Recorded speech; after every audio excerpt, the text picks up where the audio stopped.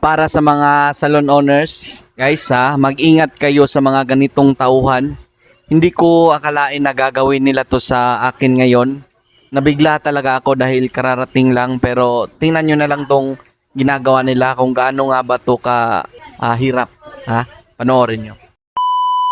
Surprise! Eh. Yate ko yun doha. Guys, yate ko niloko ako ng mga loko-loko dito, ha. Nag-away daw sila pero hindi. Mga hayop. Oh, birthday ka daw. Thank you. Blow. I-blow ko yung cake ko. Happy birthday para sa akin. Maraming salamat sa mga nag-greet na at naggumawa ng aking birthday surprise, no?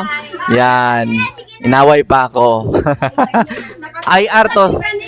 IR to ngayon sa akin, ha? Suspension. Bye.